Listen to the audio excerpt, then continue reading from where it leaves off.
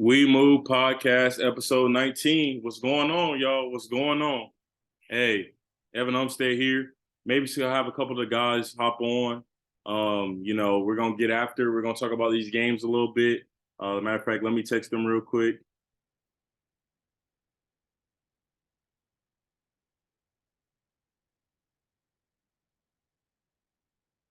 Text them, tell them, hey, it's on, man. We Move Podcast. Let's get it, man. Eastern Conference Finals, Western Conference Finals, NHL, NBA kicking off.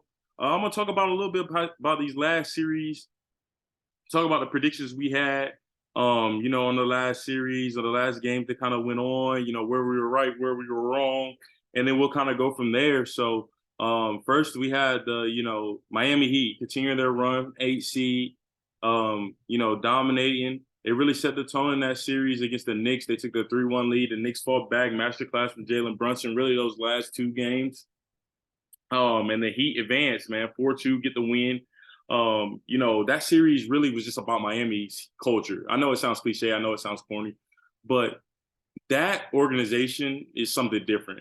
Jimmy Butler is really the last, Jimmy Butler, Bam Adebayo, those two guys really setting the tone there. Jimmy having a huge series. I know he had the ankle injury, but just really Bam showing up, Gabe Vincent showing up, Max Struss showing up. Duncan Robinson hit some timely threes, but they dominated on the glass. Whoever came in dominated on the glass. Brunson had a good series. He had a good playoffs for the Knicks. Let me talk about them first. I think he's a huge corner piece. It's always great when New York teams in any sport are good. Great for the media, great for the fans. They have a, rabid fan base, a really passionate fan base. So to see New York, same with Philly, though you want those LA, those type of markets, you want them in the fight. But really, really good season, first season for Jalen Brunson. And I was really disappointed because I thought the way that the Knicks dominated in the first round against the Cavs, which I think at the time the Cavs in hold are a more talented team with Mitchell and Garland, plus Mobley, Allen. Those guys, they're really talented up front, but they aren't deep. And the Heat really, really, and their playoff experience really showed up in that first round in Cleveland. And I think the main thing was just really the Heat just dominated. They really took it to them. I think the Knicks took it to the Cavs. The playoff experience that they have with Brunson or Randall, those guys that played a couple years ago against Atlanta, that really showed up against Cleveland. And I think Miami's NBA Finals experience with a lot of those guys that were on that team. Kyle Lowry's been to the championship. He hit some timely shots. I think that showed up in the second round. So I'm not as down on the Knicks. I did predict them to win. Ian predicted them to win. Jaden and John, shout out to them. They both stood firm with the Heat and the Heat culture. But they really were impressive, man. I mean, I have to give my flowers to them. RJ Barrett, he showed much improvement in the playoffs. I know down the stretch he wasn't as great offensively. Julius Randle, I'll get to him in a second. But, I think them Quickly's ankle injury hurt them. But at the end of the day, I think it was really a lot on Miami. I think Julius Randle is not a postseason performer until proven wrong. He's not. I think he's shooting almost low 30s from the field, less than 26% from three. I think the key with him is really he needs to, in those games like that, start inside early. I know he's a tough shot maker. I understand that. When he gets hot, he gets going. But for someone like that, his jumper isn't even naturally fluid. A guy like that, he needs to start inside, get his rhythm going, and then work his way out, work his way to take those tough shots. And I know it's hard to do against that Miami defense. I think I don't see any really situation where they trade Randall. He was an all-star this year. They aren't in that position without him. I know Brunson was in and out of the lineup. I know he was in and out of the lineup. That team is young, though. RJ's young, Quickly's young. Brunson is still fairly young. Randall isn't terribly old. Mitch Robb showed some really, really good improvements. Quentin Grimes, a young player. And him going 48 minutes with Brunson in Game 5 was really impressive. I really liked what the Knicks shown this year. I think they have a bright future. I think next year they could be a sleeper team. And I keep telling everyone this, and we'll talk about it a little bit with Philly. The main thing with the Sixers too, and the same thing with the Knicks, is getting the better seeding, man. I understand this one, you end up playing the 8 seed, so you have the better seeding. But the better regular season you have, the more favorable first round matchup you get. It was good experience. They played against a team that has a ton of guys that have been to the finals before. Jimmy Butler, Eric Spoelstra is probably top 3 coach in the NBA right now. And they really ran into a buzzsaw. They really did. And I think I love the Knicks' future. I think they have a very, very bright future. I think they should keep this team together. I think the only reason I was huge on Trey Randall. He's obviously not a playoff performer. Maybe they could pick somebody up in free agency or the draft. I'll have to see what the cap is looking like. No, Hart didn't have the best offensive series, but he was a dog all postseason. He fought hard. Starting to build that Knicks culture that I know Tibbs wants. I know they have a decision to make on D Rose. I know he wasn't playing much towards the end of the season.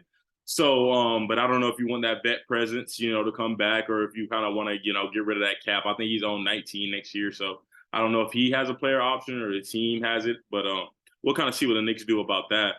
But I think for them, the future is bright. They just ran into a buzzsaw, and I was really impressed because I thought the Knicks were tough enough. I thought at the time they were. Obviously not. I think that's one where, we aren't as ready. We aren't built for a team like that Heat team, man. They go deep, man. Gabe Vince has been really impressive as a point guard. All those undrafted. K Love's shown us some spurts. They got Big Cody Zeller down there battling. I mean, that team, like I said, that's why I thought the Knicks, even when they were down 2-1 last pod we had, I thought they would be able to come back just because I thought that, I just didn't think the Heat were talented enough. But they're hard, and they made Tomlin winning plays and winning shots. So, I mean, you can't put that past them, man. That's a really good ball club.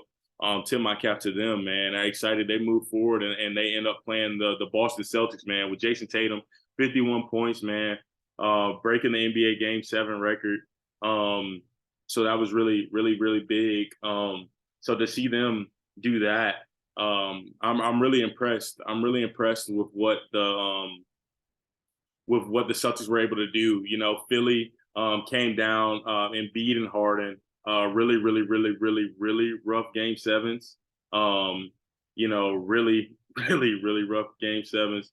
They lost 112-88. 19 from Tobias Harris, 1 for 7 from 3, though. That isn't going to cut it. And B, 0 for 4, 5 from 18 from the field. 15 points, 8 rebounds. Maxey, 17 points, 5 for 12. Harden, 3 for 11, 1 for 5, 9 points, man. So if you can't have that, and beating Harden combined it for 24. That's something you can't have.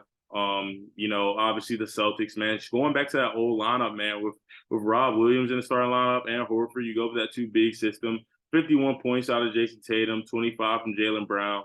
12 from Brogdon off the bench, man. I think that's just that's the Celtics team I expected the whole series, man. And as they move forward to play Miami, that's one team you can't play with your food with, man. I do think that the Celtics should pull it out. I think they've been the best team in the East all year, arguably the best team in the NBA for the entirety of the year.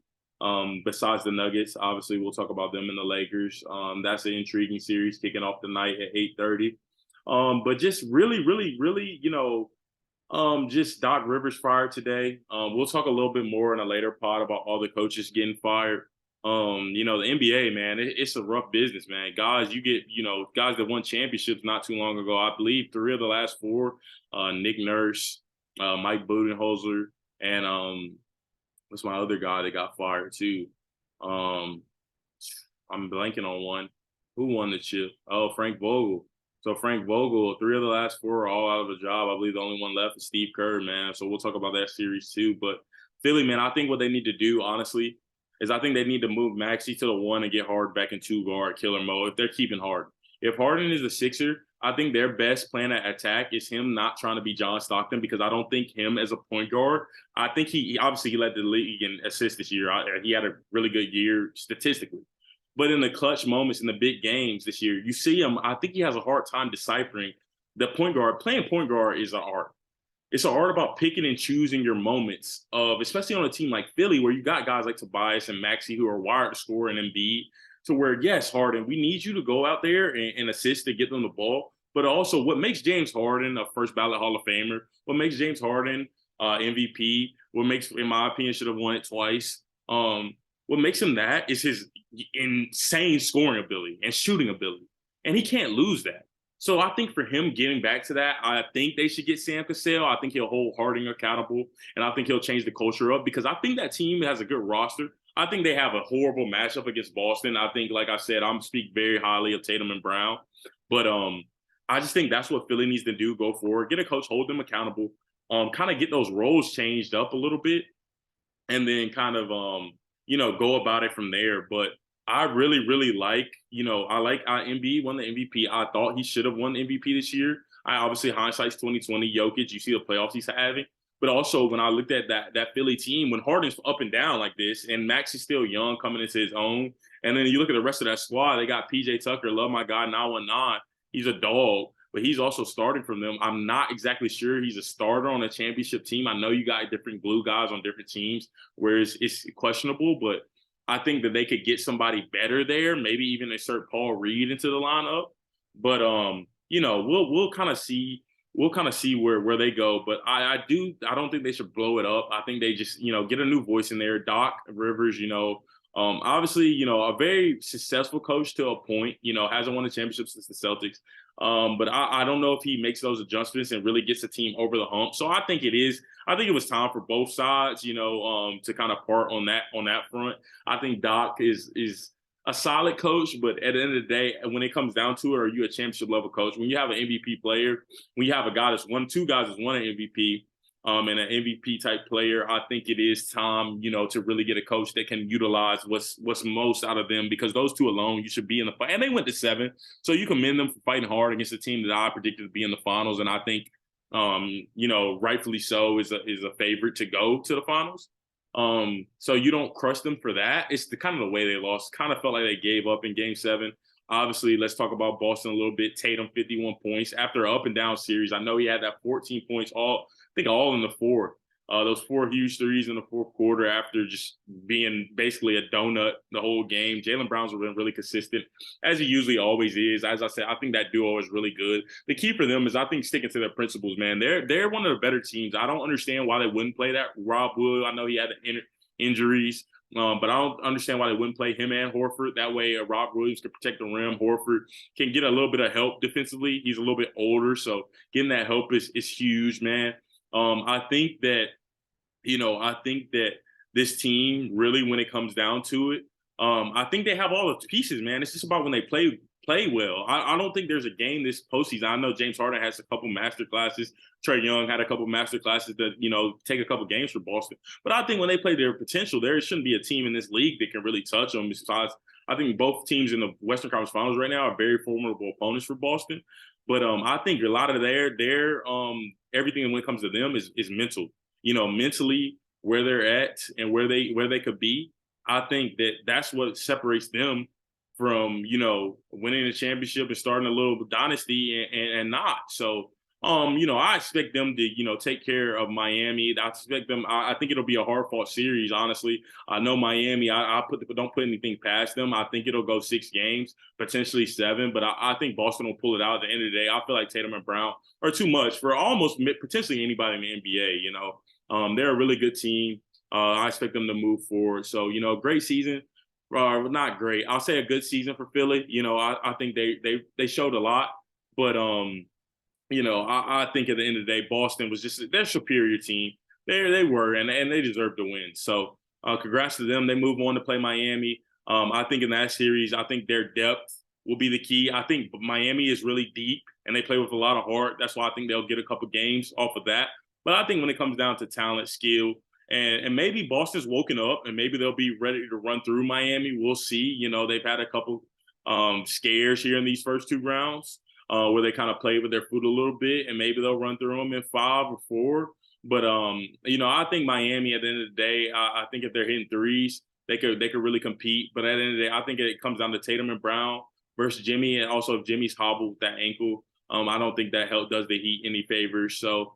I think the Celtics. I like the Celtics in 6. I'm super excited to watch that series. It kicks off Wednesday night, tomorrow night. So we'll see where that goes. But let's move on to the Western Conference Finals, man. Let's move on. Let's pivot here. We got the Western Conference Finals kicking off tonight, Denver and LA. So I'm super excited for that. You had Denver taking care of business in 6 against Phoenix, ended up winning that last game by 25 points. Really, really, really, really rough back-to-back, playoff outings, I guess, for the Phoenix Suns. I know this year CP3's out, Ayton ends up going out, and then I think he was out physically in game 6, and he might have been out mentally a couple of games before that. I think with them getting a new coach in there, a new voice, maybe getting some more depth in free agency to help them out. I thought Katie, like I said, I didn't want to be that guy last year. I picked the Phoenix to, pull it out in 7. I didn't want to be that guy to go against Book the way he was playing, but Nikola Jokic averaging a triple-double last round. Jamal Murray was huge. KCP in that last game was really good. I mean, Michael Porter Jr. was really good game 5. So just really, really, really, really good performances from Denver. They're a really deep team. Bruce Brown, Christian Braun comes in and can give them some good minutes. Obviously, the vet Jeff Green, Aaron Gordon, MPJ. I think I might have mentioned them already. Obviously, and then they're the straws that stir the drink with Jokic and Murray are really, really tough, man. They're a really, really tough team. They're a deep team. They're a good team. Michael Malone's a really good coach. Monty Williams, unfortunately, I think he's a great guy. I think he's a really good coach too. I guess, new ownership, they want to come in and get their guy, which is understandable. I would have loved to see him try to keep him 1 year under Ishbia's leadership, get him some pieces in free agency, kind of see what's going. I don't know if they're going to keep CP. I know he keeps going out with these groin injuries and these soft tissue injuries every playoffs. I don't know if it's something with the diet or the training that needs to be overlooked. He wasn't fantastic. He wasn't really great at all this year. I don't know if they need to go in a new direction with PG. We'll talk about that more at the PG position. We'll talk about that more in the off season. But yeah, I think that I like the Phoenix team. I love how Devin Booker performed this playoff series. I thought this was probably the worst postseason series that Kevin Durant has had. Potentially, maybe that 1 year where a couple of years ago, or it might have even been last year when they were swept by Boston. I believe it was last year. He had a really rough series, a lot of turnovers, but he shot it decently. I think this series, man, I never really saw him shoot like that. I test a lot of that, the injuries, new team, not really getting going. I believe in Kevin Durant as a player. I think he's a killer. I think of them, they just have to remodel their team, get the right pieces, and they'll be ready to rock. But, really excited to see kind of what comes from that Phoenix team. I think they just need to do a little roster reconstruction here a little bit, and then they'll be back at it. They'll be ready to roll next year. But really good value performance from him and Book, playing a ton of minutes, scoring a lot of points. Even like I said, KD wasn't shooting it well, but he was still getting his points, man. So they just ran into a buzzsaw. I think Denver's a really, really, really quality team. So they move on to the Western Conference Finals, and they end up facing the Lakers. The Lakers, obviously there's a lot to dive into with this series. I think they beat Golden State in 6, 4-2 series. Steph Curry with his triple-double, game 5. Game 6, or was it game 5 or game 5, triple-double to, keep his team alive. Valiant performance for him. Like I said, I'll stand on it. My hot take, or I don't know if it's hot or not, I think he's the best point guard ever played.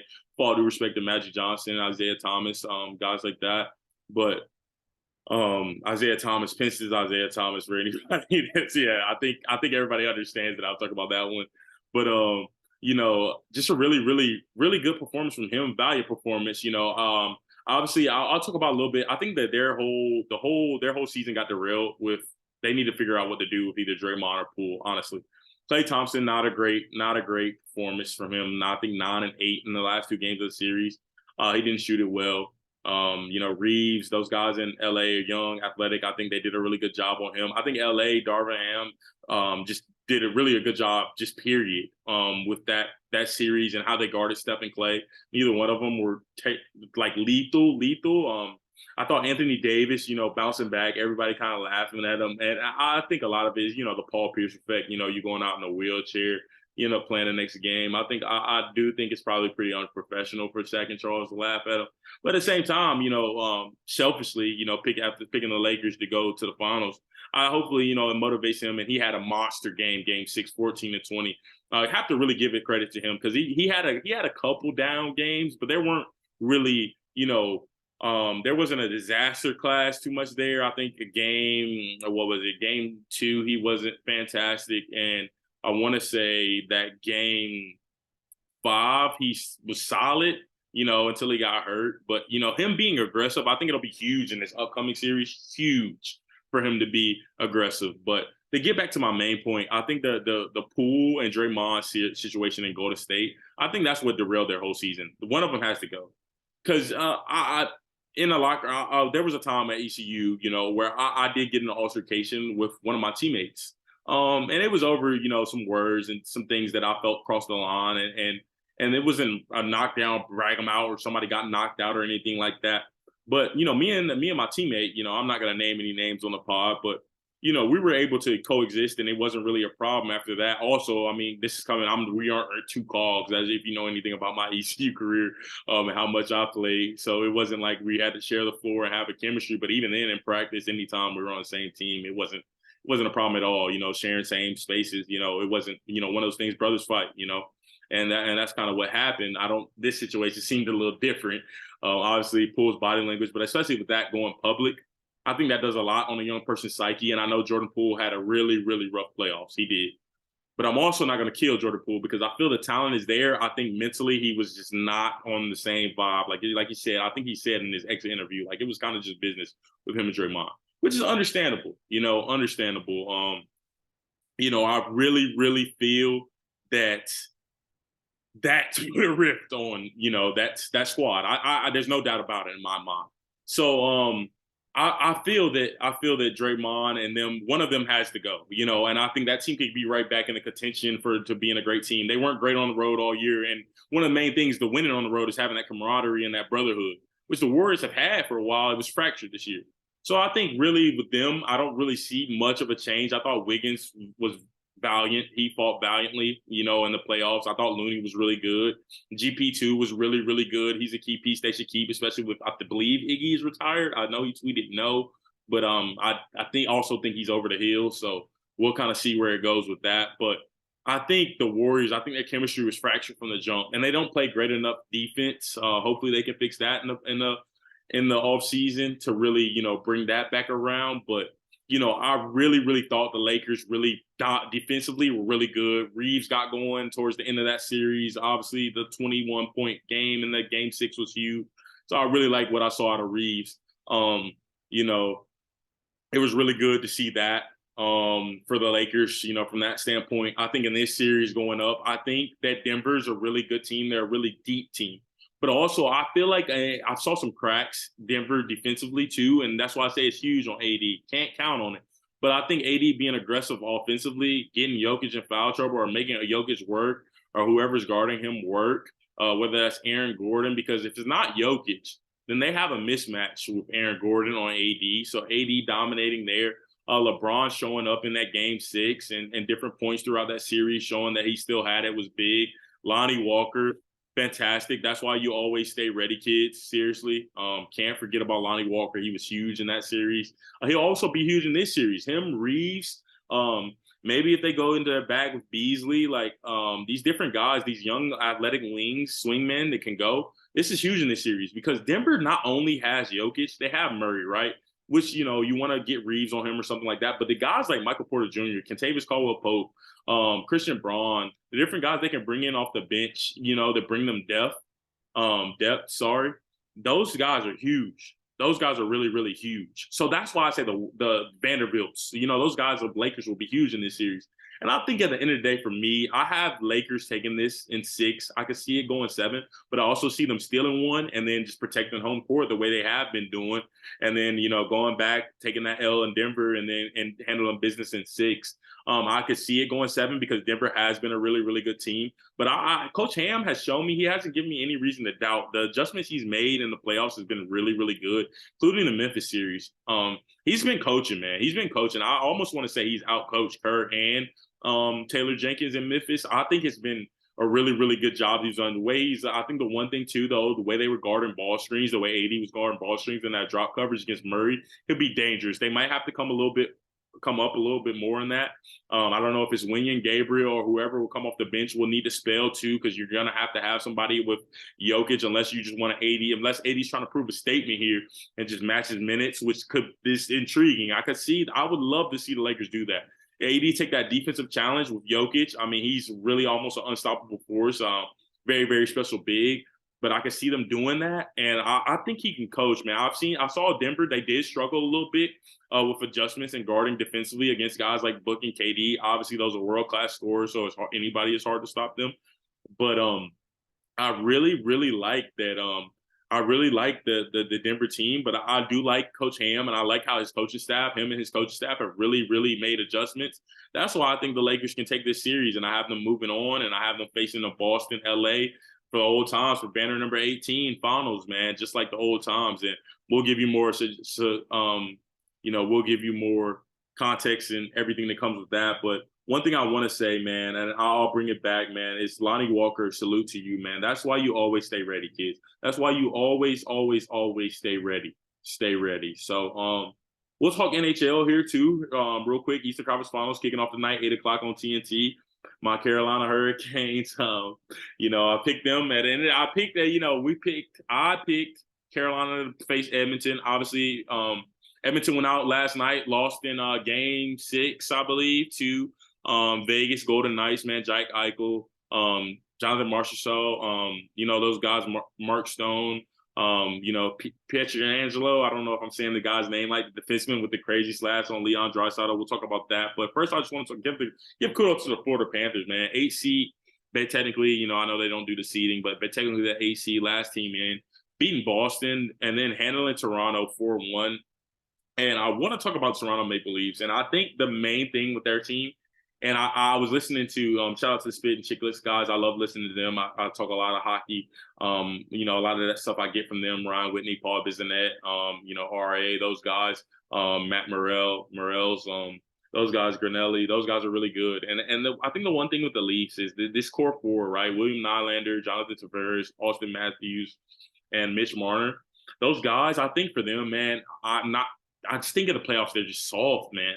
I think that's what it is. I think Florida was just there. I think first of all, I thought Tampa was really, really tough. It's just their superstardom. They showed up and they rose to the occasion.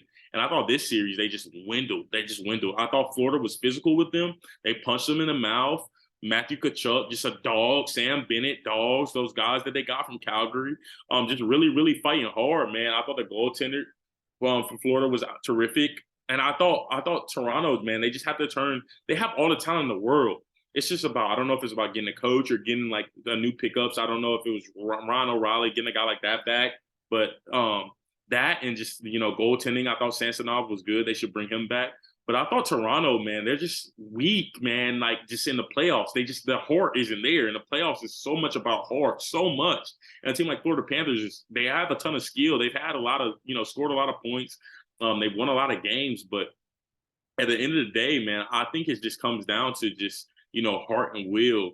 And I think the Florida Panthers were, they just outshone them. They outclassed them in every way, winning that series 4-1. So, interesting to see them. They go and battle the Canes. The Canes took care of business in 5 games against the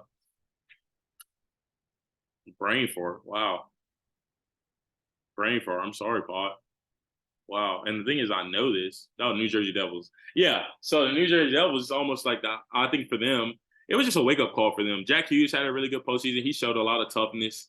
I think the team in general showed a lot of toughness. I know Jesper Bratt didn't have a really good series. But I like the Devils, though. Going forward in the future, like I think I said this. I think I like them. I think they're just young, man. I think they're young, and they got a taste of the playoffs. It's kind of up to them to kind of see what they do with it going forward. Because I feel like a team like Toronto has had plenty of taste of the playoffs, and they just haven't adapted. They can't play like all flashy and try to be, get the perfect play and the highlight reel play in the playoffs. You got to get a little gritty and nitty. I think that, maybe, we'll see where Jersey goes. If they could learn from it. Because I think you run against a team like Carolina that, missing their top 3 of the top 4, potential goal scorers. You run against a team that plays hard like that is, always on the forecheck, always being aggressive. But they play the same way no matter what lines in the game. I think that, could really serve the Devils well in the future because they could learn from that and understand how to play winning playoff hockey. Or they could, turn into a Maple Leaf situation. We should kind of see where they go from that. But a bright future. Akira Schmidt, I think he's a goaltender of the future for them, and that's really what they need. They need good goaltending. They need defense probably be a little bit better. Dougie Hamilton, Michigan, Carolina, not really, but a lot of that can get better. And I think Luke Hughes could be a star. His brother's a star. I'm sure they'll be training all off season. They got a taste of it. He had some ups and downs this playoff, but he got a taste of it. And I think that could, propel them into being a really good team. So I think the Devils are here to stay, especially with vets like Palat and, the guys that they picked up. Timo Meyer, he was a tough cookie, this playoffs, playing through after he got that hit, after he got nailed by Jacob Trouba. But I'm excited to see when it comes to that. But I think the Canes at the end of the day, guys like Sebastian Aho leading. I know Marty Nakos, he really had a really good series. And then Freddie Anderson, the Great Dane, great series out of him in the net. Antti Ranta was sick and then, didn't really need him because Freddie was there. He had great goaltending, especially against a high scoring team like New Jersey. And I think the defensemen, Brett Burns and Jacob Slavin, just really elite at the blue line. I think the Canes are a really good team.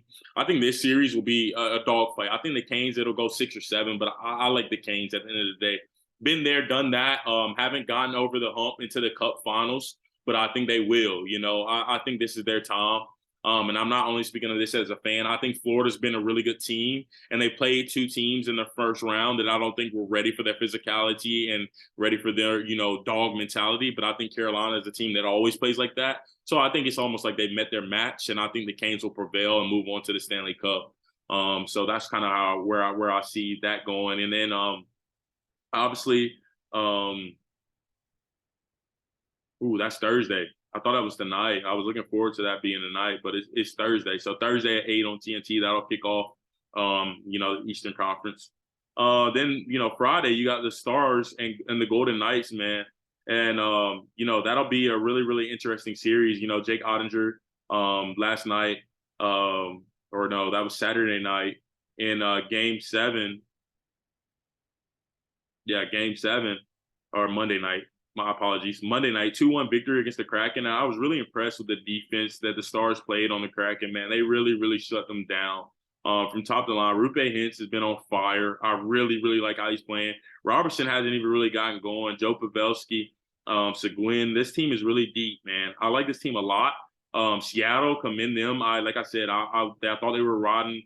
I thought they were riding high for a second, and with McCann coming back, Matty Beniers. I thought those guys, they're a super deep team. Their defensemen, Grubauer is really good in net.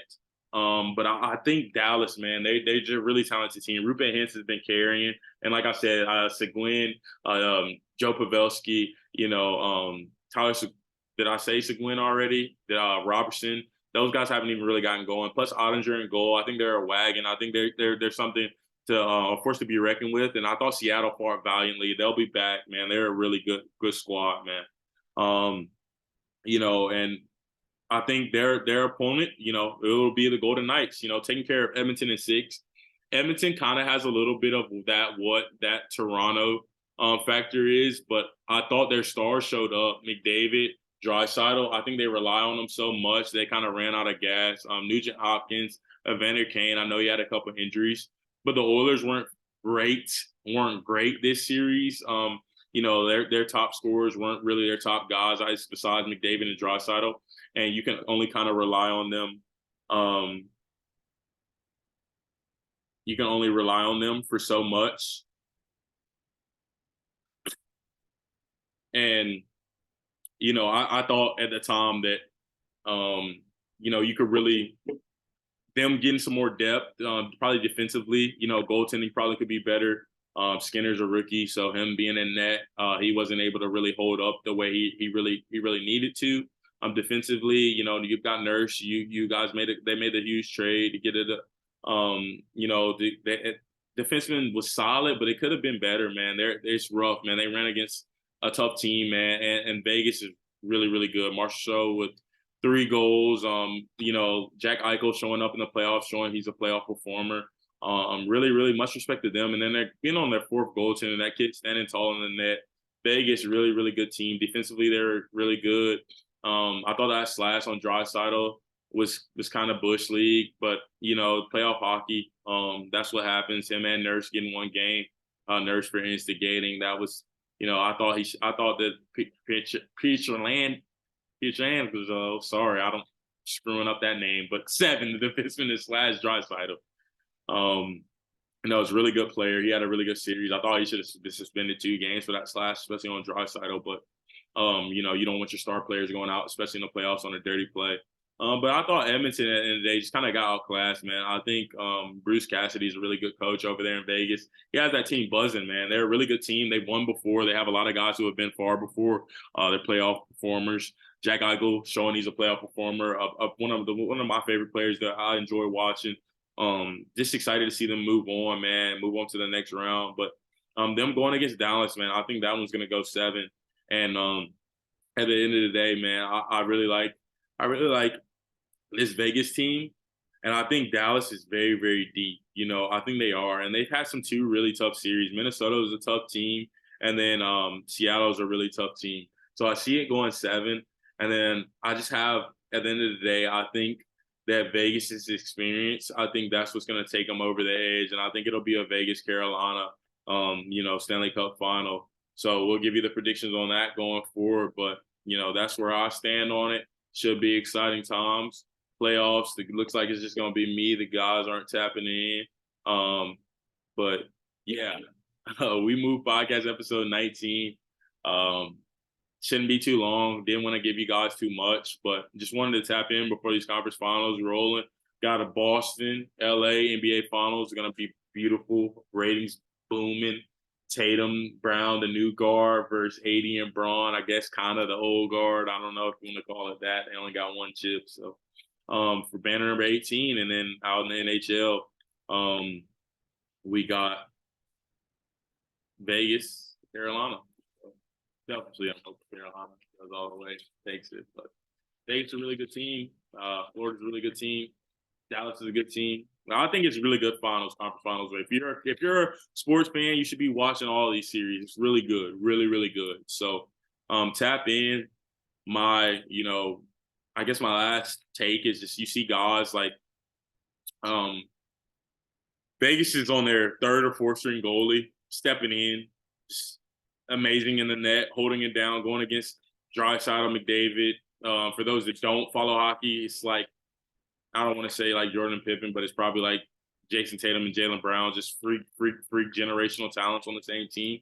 For him to hold, you know, stop their pucks, you know, be a force in the net and be able to move on. That's a testament to him staying ready and their coaching staff. And then Lonnie Walker, just the performance he's had, Rui Hachimura, Austin Reeves, these guys showing up, guys underrated, guys that stayed down waiting on their moment. My last words for you all is in life and in sports and relationships and everything. You stay down, you wait for your moment, you wait for your person, you wait for your opportunity. You continue to work on yourself while you're doing that. And when it comes, you'll be ready and it'll excel and you'll succeed. So with that being said, that's my words, is to leave you all, just stay ready. Stay ready so you don't have to get ready. And you'll thrive. So thank you guys for tuning in. We Move Podcast episode 19. Hopefully that wasn't too long, short and sweet for you. Hold it down. I think this weekend I'll probably have a special guest on, a good friend of mine. We'll talk a little Lakers talk, a little everything, life talk. So it should be fun. Good episode coming. More episodes coming. We Move Podcast episode 19. Evan Umstead signing out. Buckeyes. Football's right around the corner. College football, OH. Roll Pirates too, baby. No, I bleed purple and gold over here. So signing out, Evan Umstead. Thank you guys for joining in.